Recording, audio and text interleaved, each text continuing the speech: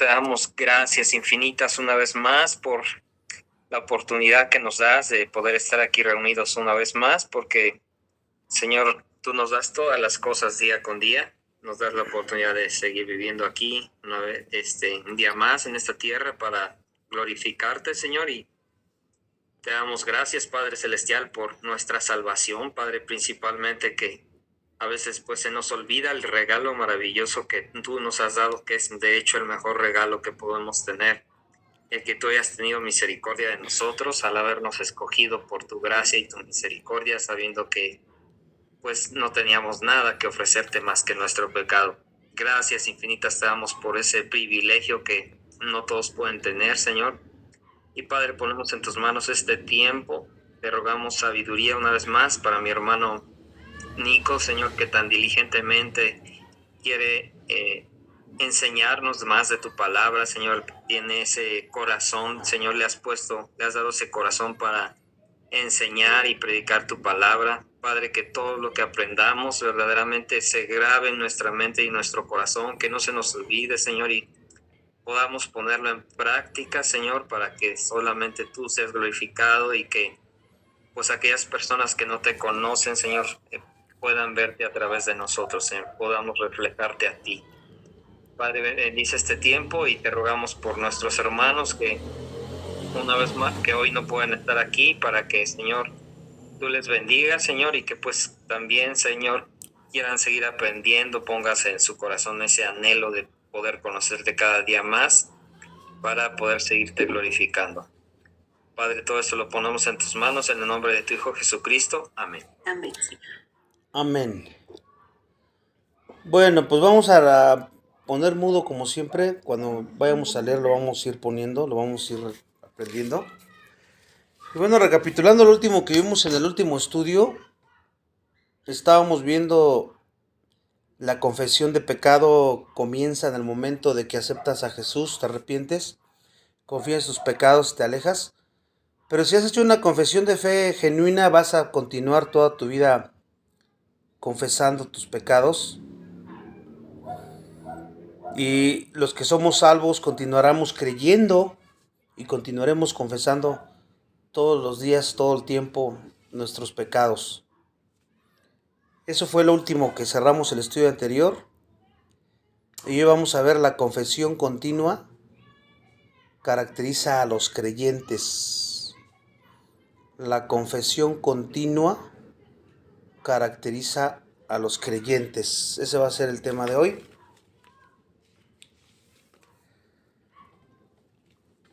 Pudiera ser que hay grados variables de confesión, porque algunas personas confiesan más frecuentemente sus pecados que otras. Hay veces que no acostumbramos a hacerlo, minimizamos el pecado por muy leve que sea y pensamos que no hicimos daño, que no agredimos a nadie, o a veces sin darnos cuenta lastimamos a las personas. Y aun cuando somos exhortados o nos los hacen ver, nos seguimos justificando y no aceptamos y decimos, pues lo hice sin querer o lo hice con toda la intención, ¿no? Y a veces minimizamos el pecado porque no tenemos un conocimiento pleno de las consecuencias y de lo que ocasiona el pecado en nuestra vida. Y entonces puede haber graduación en cuanto al arrepentimiento, si es completo o no es completo. Pero lo mismo es cierto en cuanto a la fe, porque puede ser de una fe genuina o puede ser una fe falsa. Puedes estar autoengañándote. Jesús dijo, vamos a ver Mateo 17:20. Empezamos con el hermano Gavino, Mateo 17:20. Sí, dice así: Jesús les dijo, por vuestra poca fe, porque de cierto os digo que si tuvierais fe como un grano de mostaza, diréis a este monte, pásate de aquí allá y se pasará, y nada os será imposible. Bueno, de acuerdo a tu fe, puedes tener una fe débil o una fe fuerte, de acuerdo al conocimiento que tengas y a la obediencia que tengas según la Escritura. Y eso va a repercutir en la forma en que tú consideras el pecado y en la forma en que tú comúnmente lo confiesas. Porque si somos honestos, hay veces que nos dormimos y ni siquiera hubo un examen minucioso de nosotros mismos en el día. Y no acostumbramos a hacer eso diario de pedir perdón por nuestros pecados. Pero aquí lo que quiero que sepamos y que entendamos es que lo importante es que la confesión siempre, siempre tiene que estar presente en la medida en que crecemos en nuestra vida cristiana. Porque entonces estaremos confesando nuestros pecados con mayor frecuencia. Entre más conoces a Dios en la Escritura, más sensible eres al pecado. Y vas a estar confesando con mayor frecuencia que cuando empezaste a creer, o al menos así debería de ser. Porque, pues, ¿quién podría decir, no, yo tardo una semana, meses y sin pecar? Pues creo que ninguno de nosotros, porque de alguna otra manera siempre pecamos. Y entonces tenemos que ser sinceros realmente en esta área con nosotros mismos. La bendición de Dios está sobre el corazón que confiesa sus pecados, que se arrepiente, que se contrista por su pecado porque lo ha ofendido a Él. Y tenemos que abrirnos ante Dios porque sabemos que Él sabe perfectamente bien quiénes somos, conoce nuestras intenciones y conoce nuestro corazón. Si nuestra relación con Dios fuera superficial o es superficial, pues entonces tu confesión de pecados también lo va a ser. Va a ser muy superficial. Y esto va aunado con todos los estudios dos anteriores que vimos, donde estamos viendo cómo poder tener una confesión de pecados más seria, por decirlo de esa manera. Podemos decir, oh Dios, pequé de nuevo. Otra vez volví a pecar y tú lo sabes. Hay una porción de cosas que yo hice mal y no tengo tiempo de enumerarlas. Y hay unas que ni cuenta me doy. Pero tú que lo sabes todo, sabes mis pecados, sabes lo débil que soy y lo pecaminoso que aún puedo ser. Al menos en eso estarías admitiendo ser un pecador. Al menos, con decirlo de esa manera. Ahora, no admito que fuera gran pecador o que eres gran pecador, no estoy diciendo eso, pero probablemente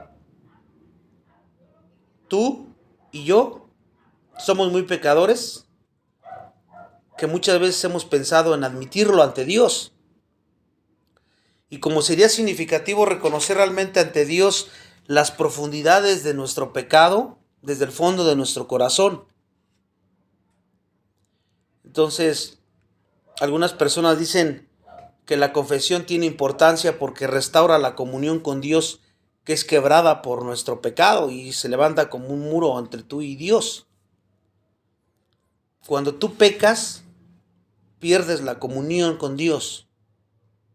Cuando confiesas tu pecado, la comunión es restaurada. Pero otros dicen que eso no es así. ¿Por qué? Porque dicen que la comunión con Dios, al menos de su parte de Él hacia ti, nunca cambia. O sea, Él te sigue amando siempre.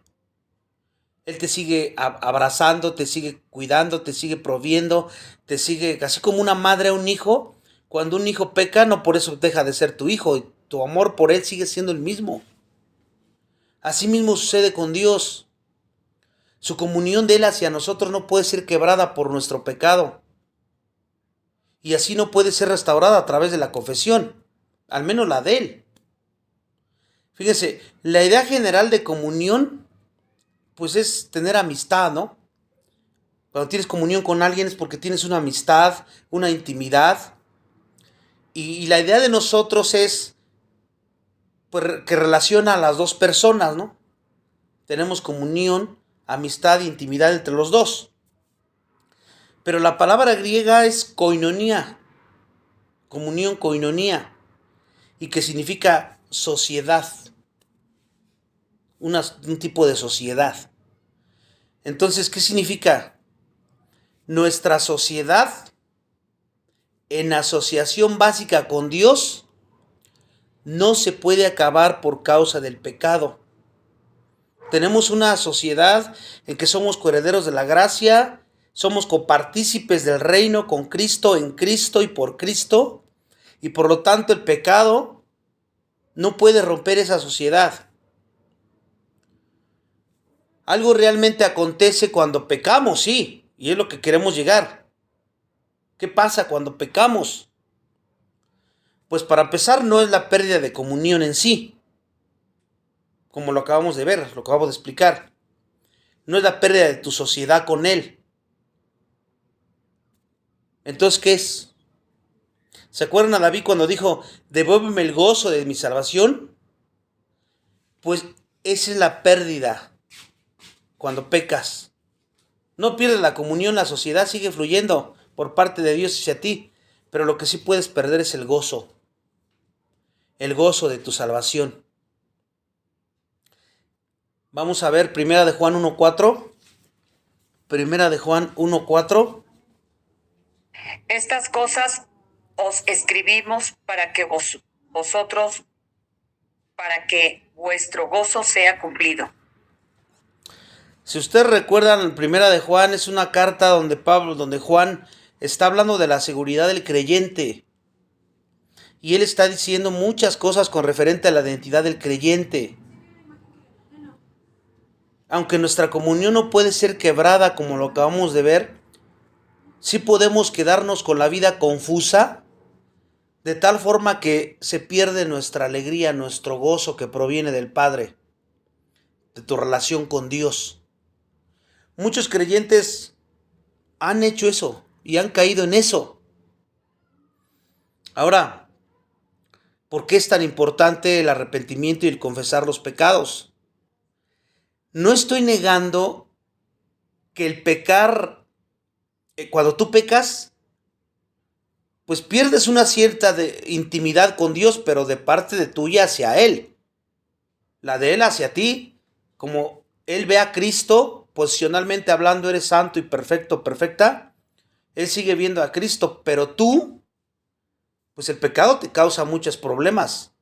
Culpa, te causa malestar. Y entonces hay una cierta experiencia, un sentimiento de calor de la parte de Dios. O sea, algo como que algo se desvanece. Pero lo estamos definiendo aquí como como que pérdida de gozo. Y no pérdida de comunión, sino pérdida de gozo. Ahora, con la manera más rápida de abstenernos nuevamente, o que volvamos a obtener ese gozo de nuestra salvación, como les dije hace rato con David. Y ahí lo vamos a ver en Salmos 51:12. ¿Lo lees, por favor, hermanito Arodi? Sí. Vuélveme el gozo de tu salvación y espíritu noble me sustente. ¿Se dan cuenta? Eso era lo que estaba ocurriendo con David. Y cuando tú te arrepientes, un arrepentimiento genuino y verdadero, por el pecado muy menor que tú consideres en tu propia opinión, Dios nos restituye su gozo. Entonces, hasta aquí estamos viendo la purificación y la confesión que caracteriza la vida de cada uno de nosotros como creyentes.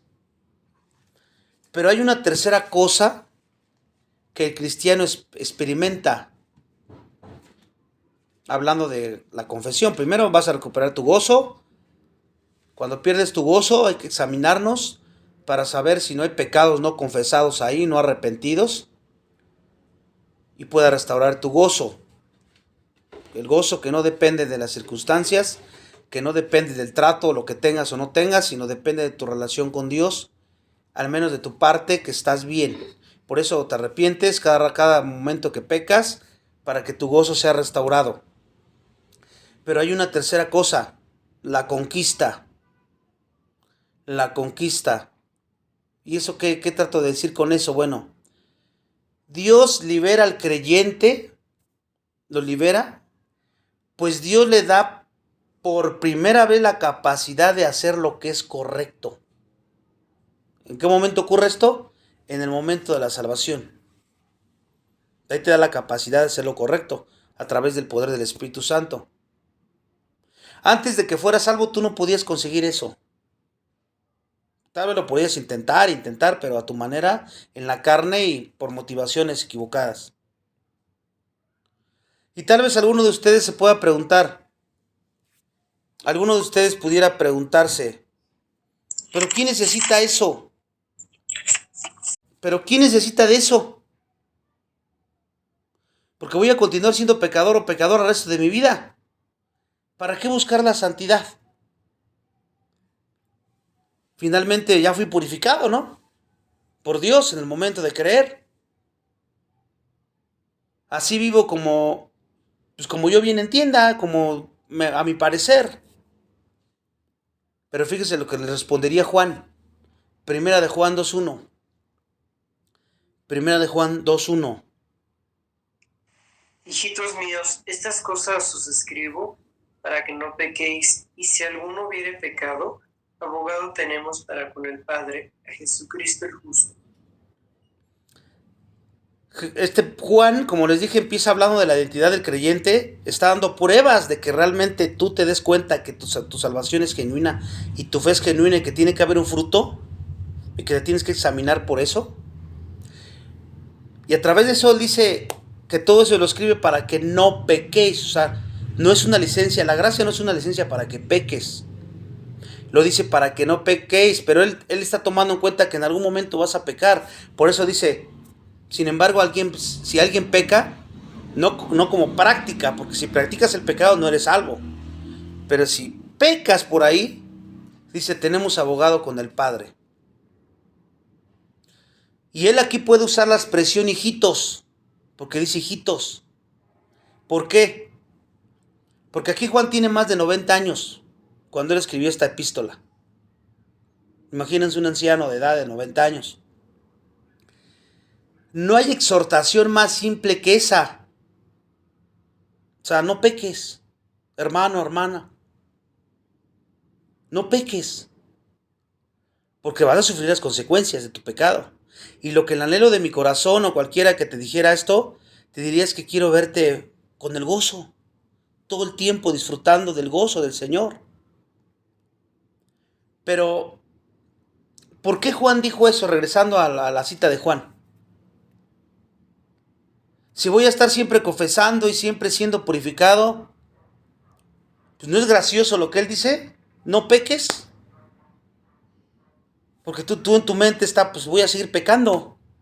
¿Por qué dice eso? Pues déjame decirte que no es gracioso porque tú no eres forzado a pecar. Nadie te puede obligar a pecar.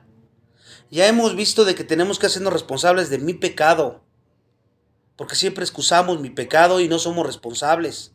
Y hacemos lo que Adán hizo a Dios y le echó la culpa a él directamente. Y Eva también hizo lo mismo. Y nosotros seguimos haciendo lo mismo.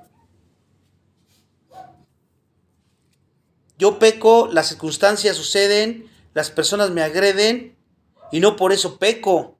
Ni Satanás te puede obligar. El pecado es voluntario porque Dios te hace verlo, el pecado que aún está en tu corazón. Con un propósito te lo hace ver. ¿Para qué? Para que te arrepientas del pecado y dejes de pecar de esa manera. Entonces, fíjense, nadie nos forza a pecar. Eso es lo primero que tienes que entender. Y eso suena como contradicción. Y de hecho, pues lo puede ser porque dentro de ti, ya hablando de creyentes obviamente, tú tienes el poder de la victoria contra el pecado, ¿no es cierto? La Biblia dice que Él nos libró de la esclavitud del pecado. Y por eso es que estamos usando la palabra conquistado. Tú puedes conquistar el pecado. Eso te lo dio Dios. Esa habilidad, por decirlo así, en Cristo. El pecado ya no... Vamos a ver lo que dice Romanos 6:14. Romanos 6:14. Romanos 6:14. Porque el pecado no se enseñoreará de vosotros, pues no estáis bajo la ley, sino bajo la gracia. ¿Se dan cuenta? Esa es una promesa de Dios. Ahora el dilema está si lo crees o no lo crees. Ahí lo que está diciendo, y vamos a Romanos 8:13 también. Romanos 8:13. Porque si vivís conforme a la carne, moriréis, mas si por el Espíritu hacéis morir las obras de la carne, viviréis. Porque si vivís conforme a la carne, o sea, sin creer lo anterior, que fuiste librado de la esclavitud del pecado, tú vas a seguir viviendo conforme a la carne. ¿Y cuál va a ser el resultado? Moriréis. Mas si por el Espíritu hacéis morir las obras de la carne, viviréis. ¿Y cómo hago eso? Por eso hemos visto andar en el Espíritu. Ya hemos visto temas donde podemos en la práctica todo esto. Podemos mortificar el pecado, matar el pecado. Los incrédulos no pueden ganar la victoria sobre el pecado. Ellos están en desventaja, pero tú y yo no. Nosotros podemos, según el texto que acabamos de ver. Yo considero que una de las marcas de la madurez espiritual es que si tú quieres saber qué tan maduro eres, debe de haber una disminución de frecuencia de que peques. Desde que llegaste a Cristo, y desde ahí haces un recuento, y tiene que haber una disminución de pecado, así constante. ¿Por qué Dios diría no pequéis? Si Él no supiera que tenemos recursos para hacerlo. Si Él te dio una orden, si Él te da un mandato, es porque ya te dotó de lo que necesitas para poder obedecerle. Fíjate lo que dice 1 Corintios 15:34. 1 Corintios 15:34. Nuestra hermanita Chuy. Voy. 15:34 dice: velad debidamente y no pequéis, porque algunos no conocen a Dios. Para vergüenza vuestra lo digo. ¿Y a quién le está hablando ahí, hermanos? Le está hablando a una iglesia, a la iglesia de Corinto. ¿Y qué dices? Velad. Pablo se sentía avergonzado. No era fácil decirles esto.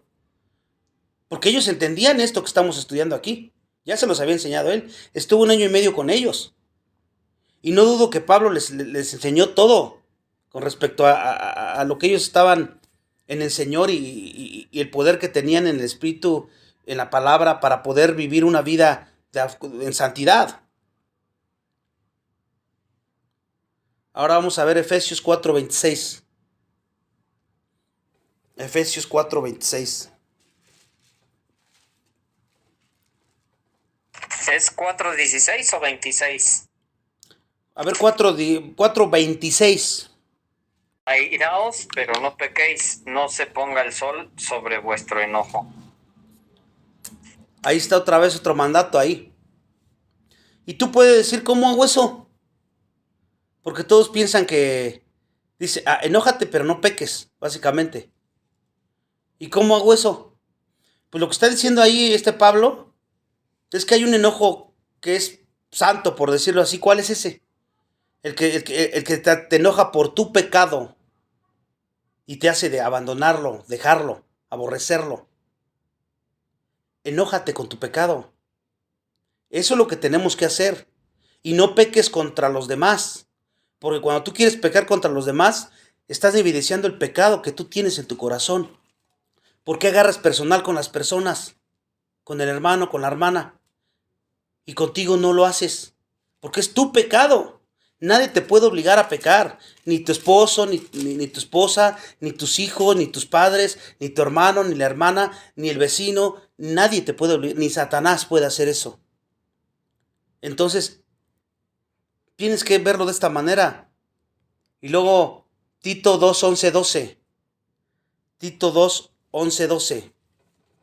Porque la gracia de Dios se ha manifestado para salvación a todos los hombres, enseñándonos que renunciando a la impiedad y a los deseos mundanos, vivamos en este siglo sobria, justa y piadosamente. Fíjense, ahí está hablando de la gracia de Dios en la salvación. ¿Para quiénes? Para todos los hombres a través de Jesucristo. La gracia especial y la gracia común que tienen ellos. Pero hablando de la gracia especial de los creyentes, Él dice que nos enseña que ¿qué? Que renunciemos. Porque el problema entonces no es de Dios. El problema es que yo no quiero renunciar a mi pecado. Y quiero seguir viviendo igual. Por eso dice a la impiedad y a los deseos mundanos. Dios ya te liberó, ya no pueden esclavizarte como antes. ¿Por qué te empeñas en seguir solapándolos, excusándolos? ¿Por qué? ¿Y cuál es el contraste? Que tienes que vivir en este siglo sobria, justa y piadosamente. En otras palabras, Dios te salvó no para que peques o para que sigas viviendo como siempre. Dice MacArthur que uno de sus sermones en Romanos, él le puso 4 cosas que el Espíritu Santo hace por usted, quiera usted o no quiera. Y entre esas obras soberanas del Espíritu está el sometimiento de la carne.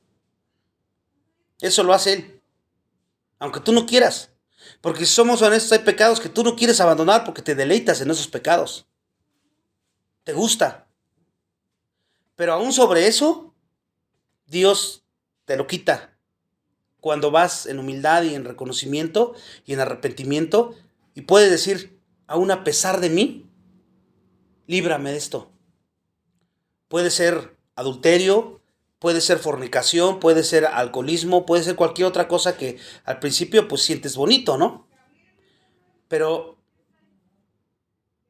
el Espíritu Santo es el que somete tu carne cuando andas gobernado y controlado por el Espíritu Santo. Tú y yo no podemos conquistar el pecado en la carne. No vamos a poder, eso es imposible.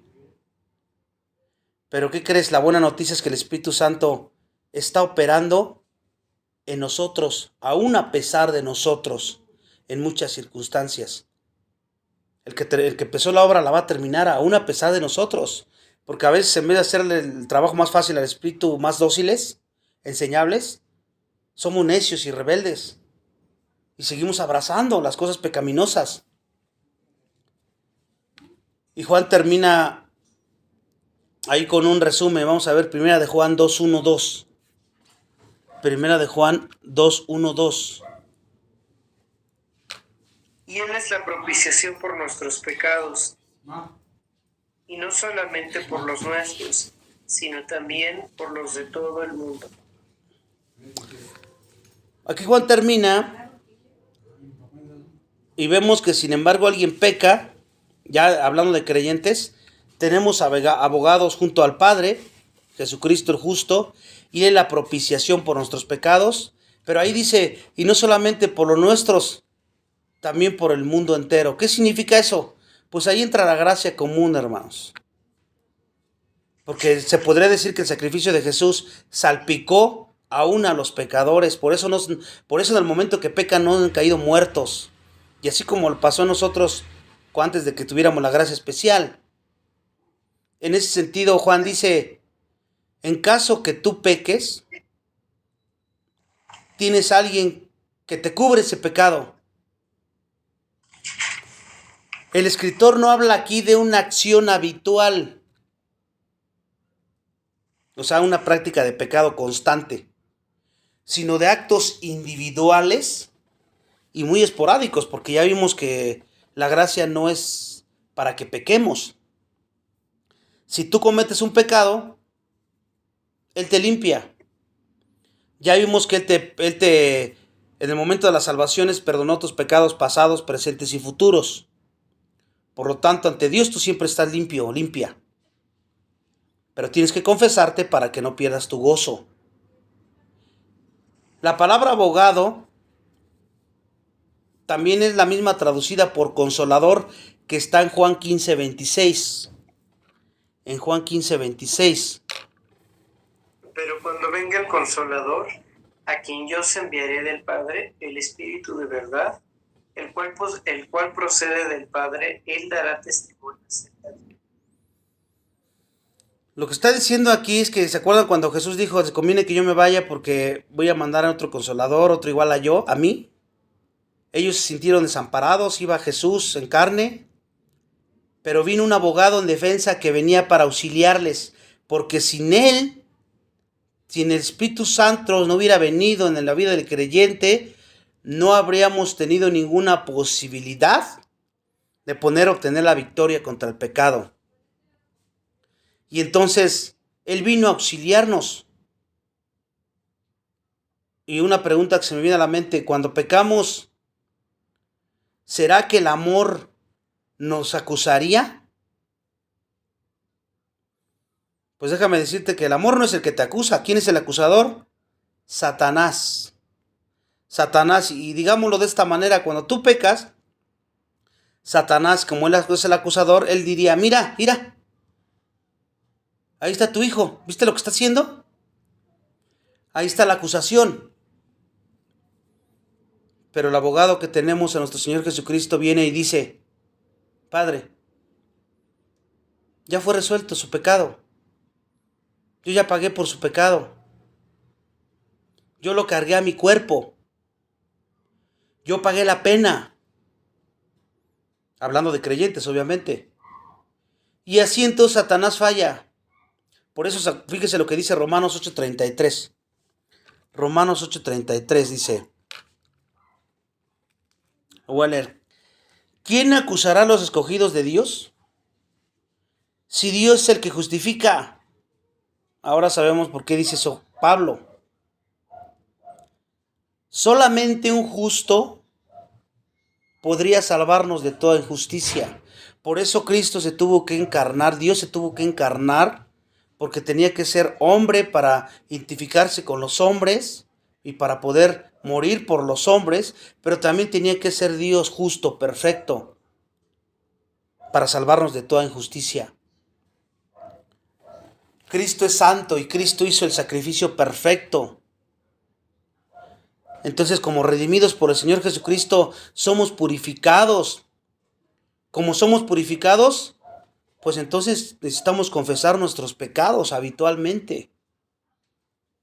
Y como confesamos nuestros pecados, entonces estamos conquistando la victoria. Estamos andando en victoria. No importa cuán profunda pueda ser la culpa de tu pecado que cometes o el que tal vez vayas a cometer el día de mañana, hermanos, hermanas. No sabemos. No importa cuán profundo pueda ser tu culpa, ni cuán frecuentes puedan ser tus errores, porque a veces, pues estás en Romanos 7, lo que quiero no hago y lo que no quiero eso hago, y eso te llega a desanimar, incluso te puede llegar a pensar a tirar la toalla. ¿Ya para qué? Soy un mentiroso, soy un hipócrita, no sirvo para nada, no doy una. En algún momento podemos pensar eso.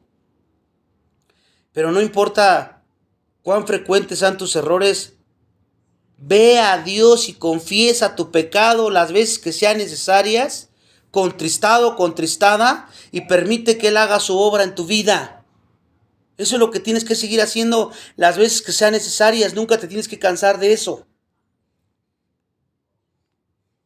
Una de las escenas más destacadas de la literatura inglesa ocurre en el fin del libro Motín en el Bounty. Fíjense, voy a darles un ejemplo aquí relacionado a lo que estamos viendo. Algunos marinos están siendo expulsados de la Marina Real a causa de un motín. Y Roger, un joven marinero, enfrenta la muerte con otros. la sentencia es la horca. Pero porque este hombre es una persona de lealtad e integridad, recibe el perdón del rey. Aunque es juzgado culpable, él es perdonado por el rey. Es restaurada su patente y los relatos de su crimen son eliminados para siempre. ¿Por qué les cuento esta historia? Porque fue eso lo que David pidió. Devuélveme el gozo de mi salvación. Me arrepentí de mi pecado, lo confesé. Y fue lo que él recibió. Y es lo que tú y yo, como creyentes, recibimos de Cristo cuando vas y confiesas tu pecado. No importa las veces que sean. No importa si sientes que estás tropezando siempre con la misma piedra. Tú debes de creer que Dios es perdonador y que Dios ya te perdonó. Y como respuesta en gratitud, ¿qué haces? Vas a confesar tus pecados. Todo el tiempo. Pero a veces es necesario que te los hagan ver. Porque a veces no los tomamos muy en cuenta. Como que sentimos que nosotros estamos bien, como que no necesitamos eso. No, yo voy bien en popa. Y todos los demás se dan cuenta de tu pecado menos tú. Y lo peor de todo es cuando se acercan a decírtelo, ya sea tu cónyuge, tus hijos, o tus padres, o tu hermano, o tu hermana. En vez de con humildad aceptarlo y decir perdón o confesarlo, nos ponemos a la defensiva, nos enojamos. Esa no es la actitud. Así no debe de ser. Nos tenemos que alejar del pecado si no queremos pisotear su gracia. Todo esto que acabamos de ver aquí, estamos hablando de la confesión de pecado, del arrepentimiento, y lo hemos visto en una forma un poco amplia para que podamos entender qué tan importante es reconocer tu pecado, dejar de culpar. Es que, fíjate, casi la mayoría de las consejerías matrimoniales es que ella avientan la bolita uno al otro. Ninguno se hace responsable de su pecado. O cuando te ofenden, siempre buscamos excusarnos. Yo estaba bien. Apenas llegó esta persona y me hizo enojar. Y por eso me puse así. No, hermanos. Es tu pecado. Y Dios está usando esa persona o esas circunstancias para mostrarte tu pecado, sea cual sea. Y ahora vamos a entrar a otro tema aquí. Le vamos a poner amor, abriendo la cámara nupcial. Y ahorita vamos a entender por qué. Amor, abriendo la cámara nupcial.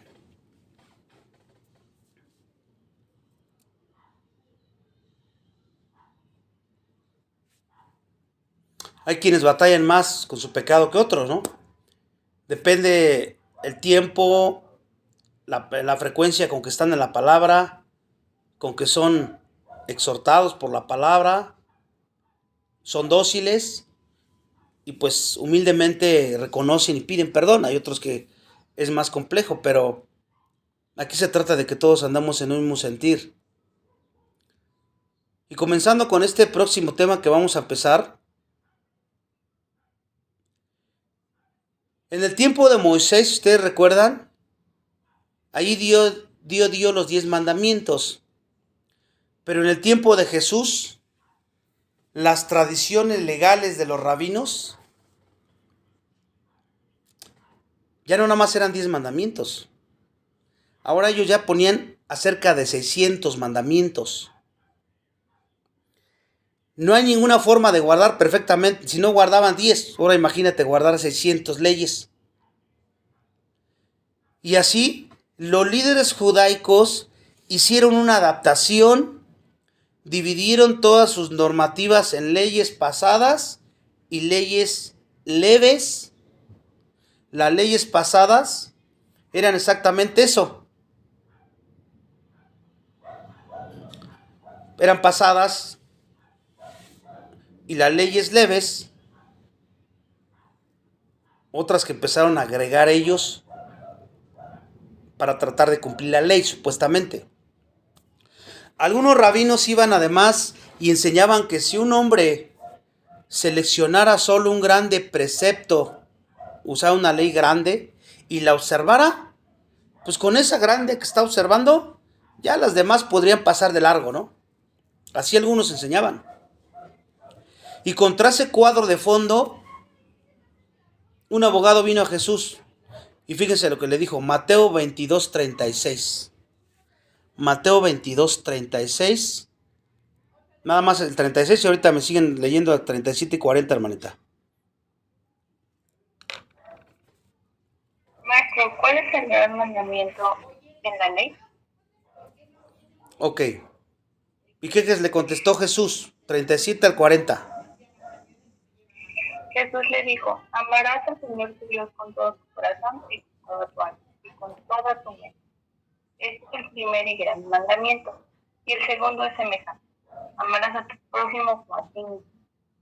De estos dos mandamientos depende toda la ley y los profetas. Fíjense, Jesús nada más le dio dos. Y acuérdense el cuadro que les dije. O sea, ellos ya tenían 600. Y entonces van a tentar a Jesús y le dicen, ¿cuál es el mayor mandamiento?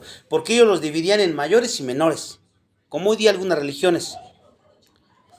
¿Y qué significa guardar ese primer mandamiento que nuestro Señor dominó como de mayor? Porque dijo, este es el mayor, otro que es igual a este. Hay una ilustración que quiero que veamos, donde están uno de los 12 discípulos en Juan 21. Juan 21, nada más versículo 2 y 3 ahorita. Después me voy a ir leyendo los que les voy diciendo. Juan 21, versículo 2 y 3. 2 y 3, ok. 21, 2 y 3 dice... 21, 2 y 3.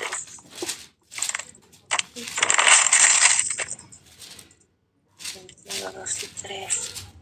Estaban juntos Simón Pedro, Tomás, llamado el Dídimo, Natanael, el de Caná de Galilea, los hijos de Zebedeo y otros dos de sus discípulos. Simón Pedro les dijo, voy a pescar. Ellos le dijeron, vamos nosotros también contigo. Fueron y entraron en una barca y aquella noche no pescaron nada. Ok, hasta ahí ahorita vamos a ir viendo porque nada más voy por partes. Primero vemos una frase ahí. Voy a pescar, declaró Pedro un día. Y después de la muerte y resurrección del Señor Jesucristo, él estaba queriendo decir a los otros discípulos que iba a volver para su antiguo negocio de pesca. Porque ya había muerto Jesús aquí. Ajá. Pero él no sabía todavía. Y entonces ahí podemos ver que Juan 21, versículo 2 y 3, ya estaba Simón Pedro en Galilea y otros discípulos. Y ya Pedro le dijo, pues ya me voy a pescar. O sea, ya se fue Jesús y voy a regresar a mi trabajo y voy a seguir como siempre, ¿no? Luego dice, vamos nosotros también contigo. Fueron y entraron en una barca y aquella noche no pescaron nada. Fíjense, él estaba queriendo decir a los otros discípulos que iba a volver a su antiguo negocio. Y como Pedro era líder, pues el resto dijeron, pues vamos contigo también. Fueron hacia el barco sin mayor pensamientos. El Señor, después vamos a ver lo que ocurrió en el versículo 6 y 7. Vamos al versículo 6 y 7, hermanita, ahí mismo. Ajá. Él les dijo, echad la red a la derecha de la barca y hallaréis. Entonces la echaron y ya no la podían sacar por la gran cantidad de peces. Bueno, ahí vemos que el Señor los encuentra y ellos no lo reconocieron a primera instancia. Pero fíjense cómo, sabiendo que Dios es soberano y el Señor es soberano, Jesús era Dios, Él alejó todos los peces del mar de Galilea. Porque Él sabía lo que iba a hacer Pedro. Y su pensamiento de Pedro, actuando humanamente hablando. Y no había ningún pez cerca del barco, según el texto. Y Pedro y los otros trabajadores trabajaron toda la noche sin resultado alguno. ¿Pescaron alguna cosa? No. Y entonces ven al extraño ahí, que era Jesús. Y él pregunta que si habían pescado algo. Nada respondieron. Y luego dice, lancen la red del otro lado del barco. El Señor hizo algo de sobrenatural ahí, porque primero los aleja y luego les dice, aviéntenla. Y los peces pues se juntaron ahí. Y tan grande fue la pesca que los discípulos no consiguieron ni colocar los peces todos en el barco adentro. Y el Señor le dijo a Juan, el Señor le estaba diciendo a Juan con esto que estaba ocurriendo aquí. Cuando Pedro vio esto que ocurrió, Pedro se lanza al agua y nadó hasta la playa en el versículo 7. Ajá. Jesús después los invitó a desayunar. Jesús los invitó a desayunar una comida preparada por él, tal vez milagrosamente, ahí en el contexto de ese capítulo. Y mientras Pedro y los otros estaban sentados, estaban comiendo con el Señor de la gloria, Pedro pues debía estar pensando, tal vez, por suponer, ¿no? ¿Cómo soy desobediente e incapaz? Fallé de nuevo. Porque acuérdense, ya le había negado 3 veces. Y ya Dios lo había restaurado en esa situación. Y nuevamente aquí Pedro, después de que Jesús se presenta ahí, hubiera estado pensando, fallé de nuevo. Pedro había fallado en cada prueba que le había sido puesta. No podía tener éxito, al menos en este momento aquí. Es probable que hubiera lágrimas en sus ojos de Pedro, sufriendo y dolor en el corazón mientras miraba a Jesús. Finalmente, el Señor habló. Dame el versículo 15 ahora. 15 y 16. 15 y 16, ok. Dice, cuando hubieron comido, Jesús dijo a Simón Pedro, Simón, hijo de Jonás, ¿me amas más que estos? Le respondió, sí, Señor, tú sabes que te amo. Él le dijo, apacienta mis corderos. Volvió a decirle la segunda vez, Simón, hijo de Jonás, ¿me amas? Pedro le respondió, sí, Señor, tú sabes que te amo. Le dijo, pastorea mis ovejas. Fíjense, finalmente el Señor habló después de todo esto que aconteció en los versículos anteriores y le dijo, me amas, 3 veces le dijo.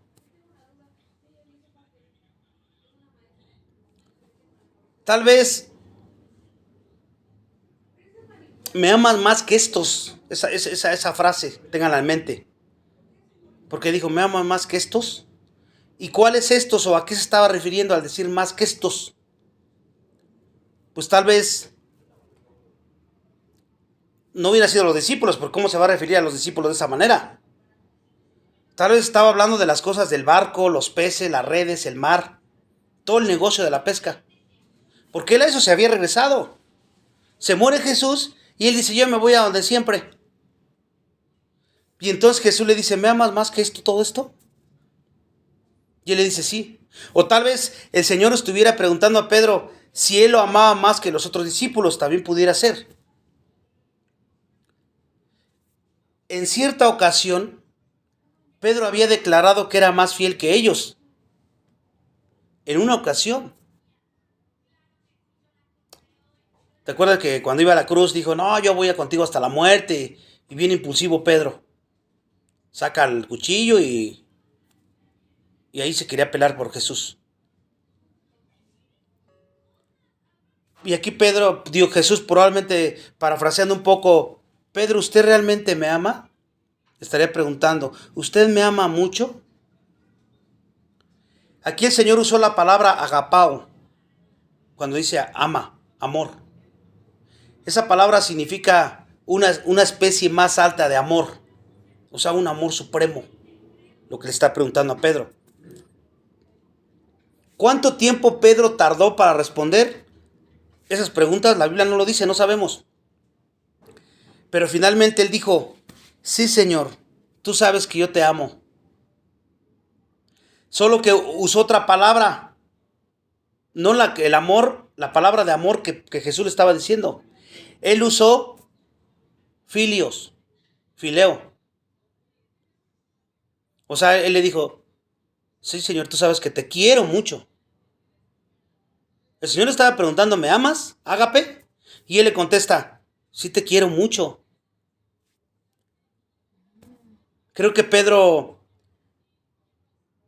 Probablemente sintiera que su amor era grande, pero que él era incapaz de hablar de eso, de decirle, te amo, Señor, en razón a su desobediencia y las pruebas que estaba fallando cada rato. Si era ridículo que Pedro hubiera dicho, Señor, yo te amo supremamente, pero aunque no haga lo que tú me mandas, pero yo te amo supremamente, ¿verdad? Como a veces nosotros lo podemos hacer.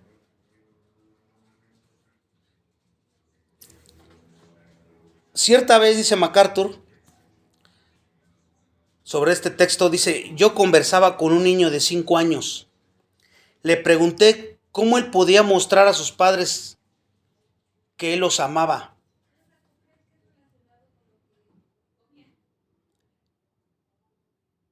Yo podría obedecerlos, dice. Y el niño respondió, no se puede declarar amor supremo si en la vida no hay obediencia. Tú no puedes decir que amas a Dios si no vives obedeciéndolo.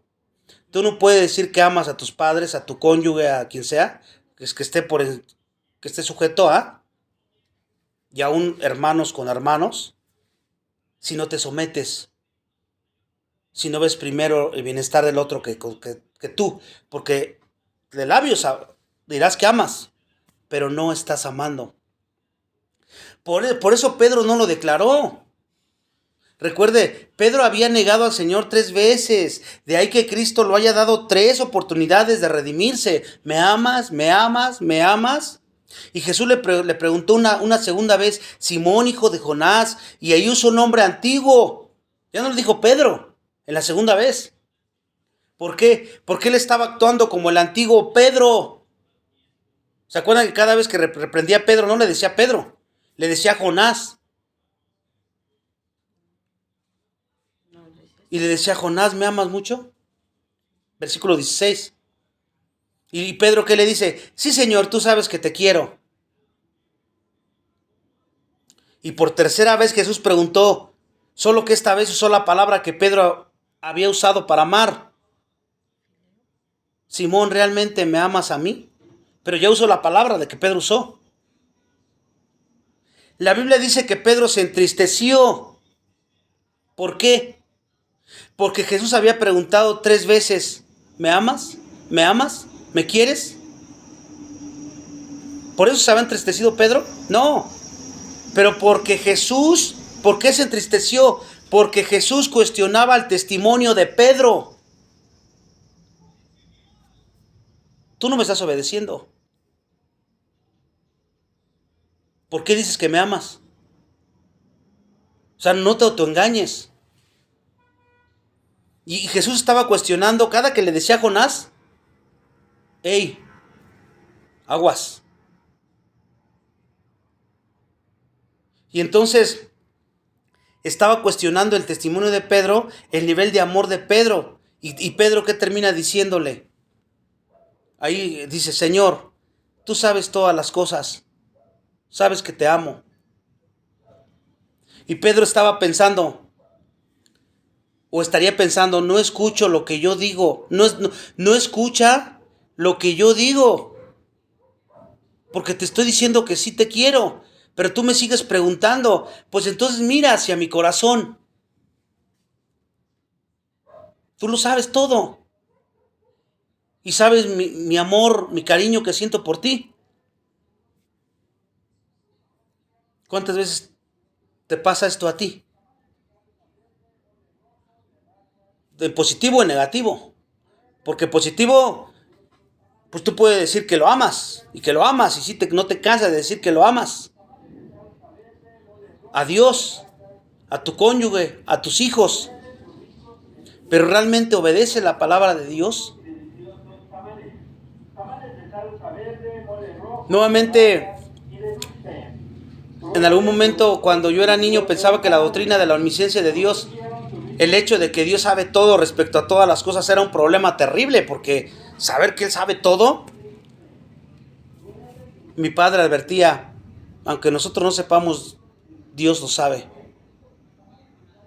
Él ve todo lo que tú haces. Alguien dijo, yo pensaba, ¿por qué será que Dios pasaría el día vigilando lo que yo hacía? Escucha, a la medida en que madure tu comprensión sobre todo esto que estamos viendo y la aplicación, vas a crecer, vas a madurar. ¿Por qué? Porque vas a entender que tú eres Pedro, de muchas maneras, de muchas. Y hay días en que la única forma posible para Dios que sepa que tú le amas es por su omnisciencia, porque por tu obediencia dejas muchísimo que desear. Gracias a Dios que Dios es omnisciente, hermanos, y que Él puede conocer tu corazón, porque si fuera por nuestros actos externos legalistas, religiosos, nadie se da cuenta que realmente amas a Dios, ni los que viven en tu casa. Por eso esa doctrina tiene el lado positivo, que Él sea omnisciente, ¿verdad? Como es bueno saber que aún en días en que su vida, en que tu vida y mi vida no da testimonio claro, ¿qué puedes decir? ¿O qué puedo decir? Señor, siento mucho por mi manera de actuar. Oh Señor, lee mi corazón y ve que ahí hay algo de amor, porque no lo manifiesto, por lo que quieras. Y eso fue lo que Pedro hizo aquí, hermanos, en ese texto que me leyó la hermanita. ¿Cuál es la especie de amor de Jesús que Jesús buscó en Pedro? ¿Y cuál es la especie de amor que Dios busca en ti? ¿Un amor emocional? ¿Una especie de fachada sentimental nada más? ¿Hipócrita? ¿Apariencia? Tú y yo deberíamos erizarnos espiritualmente para con el Señor, al saber esto y al entender esto. Hay ocasiones en tu vida y hay ocasiones en mi vida, si somos honestos todos, que no sentimos ese calor para con Cristo, ese amor para con Cristo.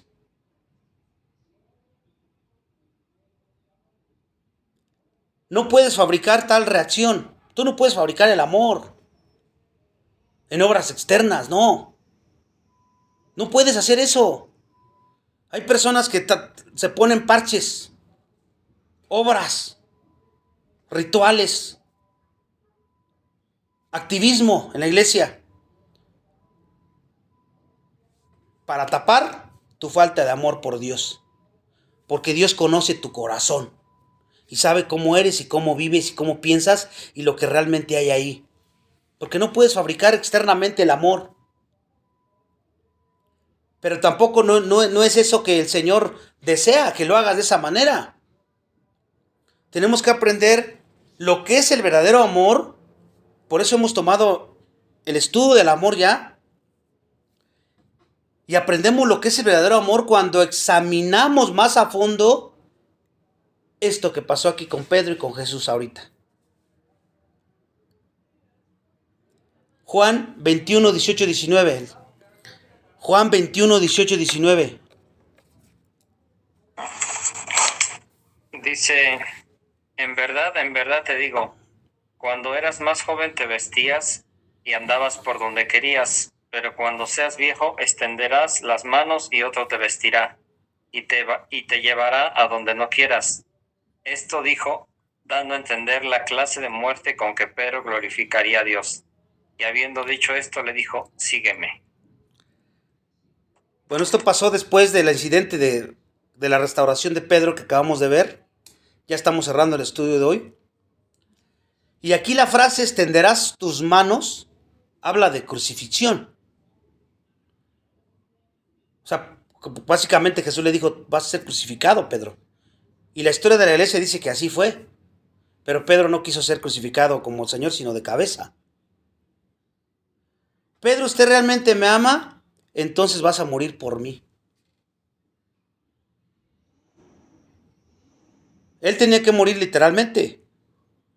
Gracias a Dios que hoy no te pide eso a ti y a mí. porque si no, quién sabe cómo estuviéramos. Te pide de una manera diferente cuando te dice toma tu cruz, sígueme. No te pide físicamente morir, pero sí te pide morir a tus deseos, a tus voluntad, a tu yo, morir. Y tienes que estar muerto en ese aspecto. Pero eso, ¿cómo queremos dejar suelto el yo? El yo. Y entonces no morimos y somos Pedro en muchas maneras, como lo acabamos de ver. ¿Qué significa amar a Dios de todo el corazón, con todo tu corazón, que toda tu alma, de toda tu alma y con toda tu comprensión? Es un amor dispuesto a sacrificarse tus derechos, lo que tú crees, lo que tú piensas, tus sueños, tus voluntades, por cumplir su voluntad de Él. No estamos hablando de un amor sentimental que tanto se menciona en el mundo, y a veces en iglesias. Pedro ya tenía una especie de amor, pero no bastaba. ¿Se dan cuenta? Ahora Jesús ofrecía a Pedro una forma de demostrar su amor.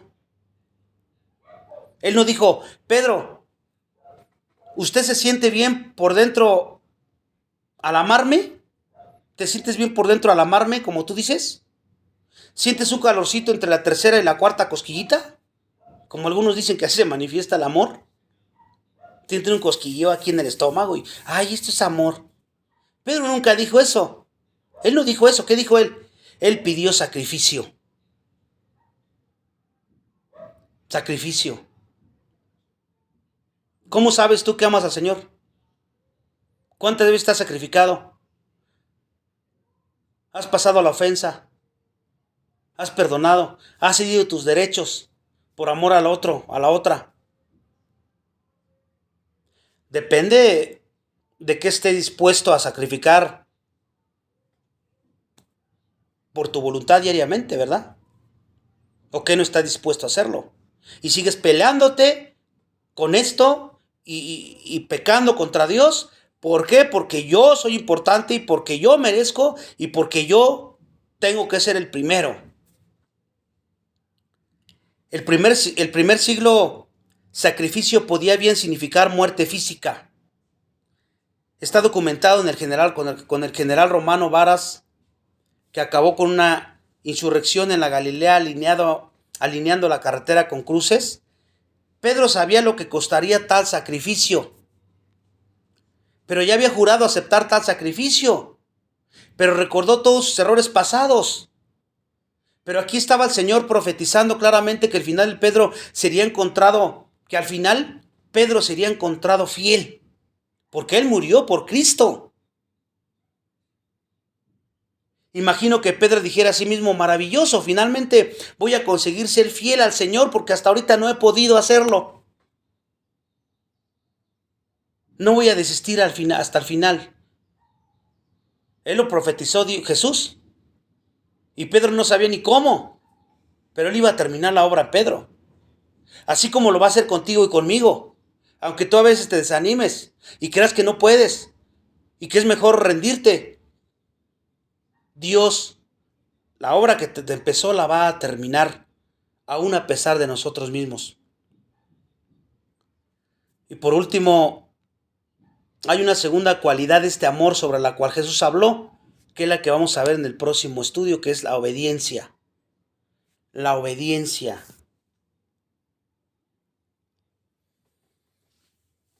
Y vamos a orar, hermanos. Padre, te damos gracias por la oportunidad que nos das de ser confrontados nuevamente con tu palabra.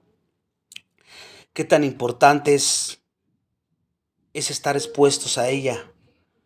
Porque si no, no aprenderíamos estas cosas, no entenderíamos estas cosas, no viviríamos estas cosas. Hoy te pedimos perdón porque muchas veces hemos sido Pedro. Muchas veces nos hemos comportado como él y lo seguimos haciendo porque no hemos entendido lo que es el pecado, lo que es el arrepentimiento verdadero, lo que es el amor verdadero hacia ti, y nos hemos conformado solamente con palabras vacías y huecas. Perdónanos, por favor, y ayúdanos para que de aquí en adelante podamos demostrar ese amor con hechos en el poder de tu Espíritu Santo, porque la palabra dice que tú has derramado ese amor en nuestros corazones. No tenemos excusa para no hacerlo. Aquí Pedro aún no recibía el Espíritu Santo. Eso fue después. Nosotros se podría decir que estamos en una ventaja mayor que Pedro, porque ya tenemos el fruto del Espíritu Santo, el cual él recibió. Después, en Hechos 2, cuando empezó la iglesia, cuando el Espíritu vino el día de Pentecostés. Ayúdanos, por favor, solos no podemos. Y que siempre nos lleves a hacernos responsables de nuestro pecado y dejemos de buscar culpables por todos lados. Que aprendamos a ser humildes, mansos como tú, dóciles, enseñables. Y en vez de estar buscando la paja en el otro, estar velando por la viga que traemos nosotros cargando en nuestro ojo. Ayúdanos para que así sea y tú seas glorificado en nuestra vida, porque ese es el propósito de todos estos estudios. No permitas que sean en vano, sino que cada día nos des más hambre y sed de justicia y podamos crecer y madurar para que nuestro pecado vaya menguando, más sensibles al pecado y arrepentirnos inmediatamente, siempre mortificándolo, sabiendo y creyendo que tú nos has librado de la esclavitud del pecado y que ahora nosotros podemos, confiando en tu promesa de que vas a terminar la obra que empezaste en nosotros, podemos gozarnos en ti, que a pesar de nosotros, tú vas a hacerlo. Todo eso te lo agradecemos y en este sentido sigamos predicando el Evangelio a aquellos que no te conocen. Seguimos orando por los enfermos de la iglesia, para que ellos estén en la palabra y estén en este sentir y de esta manera sean fortalecidos. Es en Cristo Jesús que oramos. Amén.